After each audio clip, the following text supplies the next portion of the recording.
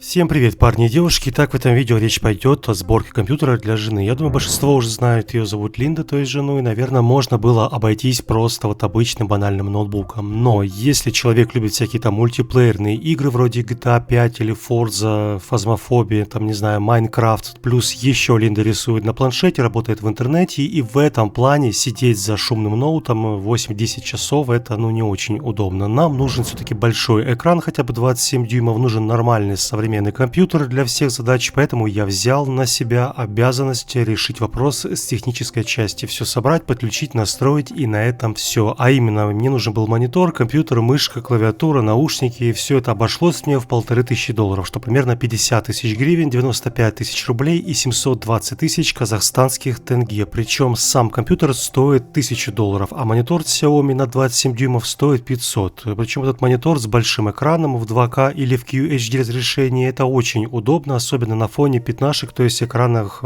те, что стоят в ноутбуках, и поэтому особенно удобно, если ты работаешь, скажем, дома удаленно, у тебя открыты сразу несколько приложений, всякие там таблицы в Excel, дискорды, так что по сути это не просто собранное железо ради запуска Майнкрафта, нет, это полноценное рабочее место. И раз уж речь зашла о работе, то самое время вспомнить о перспективных профессиях. И сегодня на рынке есть нехватка разработчиков 1С. И вот чтобы освоить эту интересную профессию, все, что вам нужно, это просто пройти курс 1С разработчик на образовательной платформе Skillbox. После прохождения курса вы получите сразу два документа, это сертификат Skillbox и свидетельство фирмы 1С. Эти документы подтвердят уровень ваших навыков и в будущем помогут быстрее привлечь внимание работодателей и получить работу в крупной компании. В свою очередь Skillbox предоставляет гарантию трудоустройства, а значит оплачивать курс можно на 4-м месяце обучения. Итак, чему же вас научат на занятиях разработчиков 1С? Во-первых, вы сумеете автоматизировать бизнес-процессы и самостоятельно разрабатывать системы учета. Во-вторых, вы научитесь проектировать архитектуру баз данных и также разрабатывать свою авторскую конфигурацию 1С. Все обучение построено на реальных кейсах, которые попадут в ваше портфолио и будут высоко оценены работодателями при трудоустройстве. Карьерный центр Skillbox осуществляет поддержку всех выпускников, организует собеседования в крупных компаниях и поможет вам найти работу. В противном случае Skillbox вернет вам деньги. Самое время заняться своей будущей профессией, друзья. Полная программа курса и регистрация в описании под этим видео. Переходите по ссылке. И еще вас там ждет приятный бонус лично от меня. Это скидка на курс 50% по специальному промокоду Шелест, который нужно назвать менеджеру. Рекомендую. Итак, вернемся к теме нашего видео и быстренько пробежимся по железу в этой сборке. И основой, что я решил взять в эту сборку, это i5-11400F и материнская плата на чипсете B560. Это не сильно, прям знаете, бюджетный процессор и не самая дешевая материнка, но все же это далеко еще не топовое железо, это среднебюджетный проц на 6 ядер 12 потоков и материнка, в которую я поставлю 16 оперативы на частоте 4000, точнее там частота 4400, но в BIOS я поставлю 4000, то есть материнка это умеет и будет отлично смотреться с i5. В этом же чеке я купил видеокарту, и внимание, эта карта не от компании Nvidia, а я решил, то есть впервые взять RX 6600, и она стоит даже меньше, чем RTX 3050, причем заметно меньше, почти на $100, а по факту скорость у нее,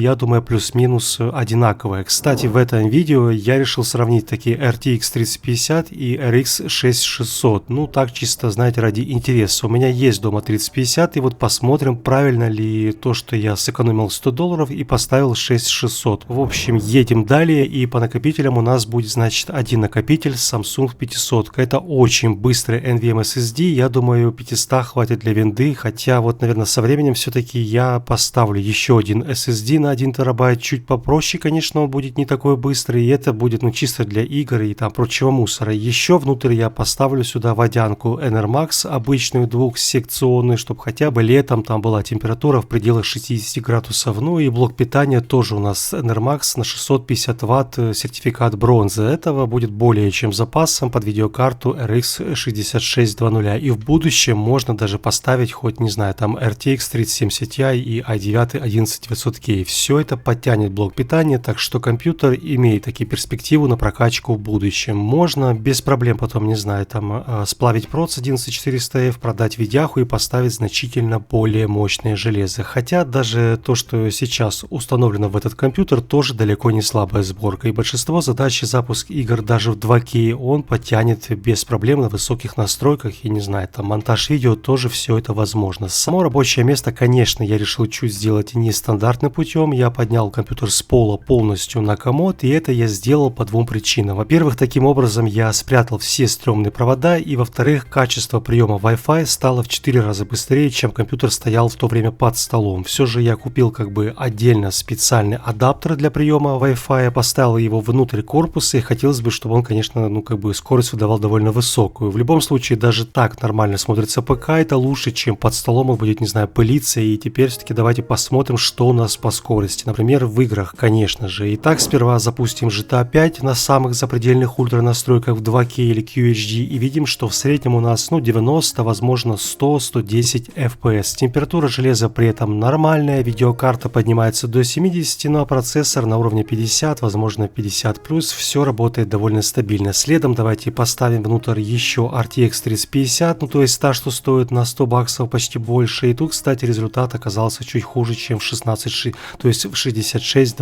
Не сильно прям критично, но так на 5-6 кадров местами ниже показателей. Хотя, напомню, видяха стоит при этом больше, но все равно как бы даже в этом раскладе обе карты отлично себя показали в GTA 5. И теперь едем далее и запустим Rainbow Six сетевую на ультра в 2К. И вот тут снова немножко, но быстрее 6600. Опять же, это на 5-6 кадров, хотя обе все равно с приличным запасом выдают порядка 100 FPS в помещении, и можно спокойно стрелять без проблем. Пока что вот немножко, но чуть быстрее себя показывает RX 6600, однако есть проекты, в которых не так все замечательно у видеокарты AMD. Например, я решил вот чисто ради интереса запустить новинку, это Medieval Dynasty. Это симулятор жизни в средневековье, и вот там прям очень сильно хуже себя показала 6600 против 3050. Прям, знаете, на 10-15 кадров быстрее 3050, то есть 45 против 60, и это явно заметно. Не знаю, возможно, оптимизация движка под NVIDIA здесь как-то вот сказалась, возможно, драйверов нет у компании AMD именно под Medieval Dynasty, потому что NVIDIA делает новые версии драйверов чуть ли, знаете, не под каждую новинку, и делает это очень часто. В общем, хотелось хоть как-то, вот знаете, здесь в конце похвалить 6600, но в конце, конечно, все испортил Medieval, и в целом выходит, что RTX 3050 стоит хоть и больше, но местами она чуть хуже, чем 6600, а местами даже наоборот очень превосходит. Короче, друзья, сложно сказать, прямо знаете, однозначно, верно ли я сделал, что взял 6600, наверное, да, чем нет, но все же сомнения у меня появились, и я думаю, все же в будущем поставить, то есть Линде в компьютер 3060 Ti и не париться вообще, хотя сама 6600 показала себя довольно удачно, у нее низкие температуры, шум, издаваемый от видяхи, тоже низкий, и абсолютно не было проблем с драйверами от компании AMD, все работало стабильно на Windows 11, что довольно странно. Одним словом, компьютер получился вот среднебюджетным по всем признакам, его мощности более чем хватит для удаленной работы, делать там таблицы всякие, немножко можно порисовать и помонтировать видео, ну и запуск игр тоже это не проблема, тем более тут явно не планируется запускать там, не знаю, самые требовательные проекты мультиплеерные, и вряд ли я увижу, что Линда там вот сидит за киберпанком на ультратрассировкой лучей, так что этой видяхи и процессора пока что вполне хватит на пару лет, а там уже, знаете, посмотрим. Если вам было интересно, то я оставлю все ссылочки на железо под этим видео в описании, и как бы смотрите, приценивайтесь, если вам нужно. Ну а я пошел делать следующее видео, и там будет уже китайский ноутбук, прям очень китайский и очень бюджетный. Увидимся с вами уже очень скоро. Всем удачи и не болейте. Пока-пока.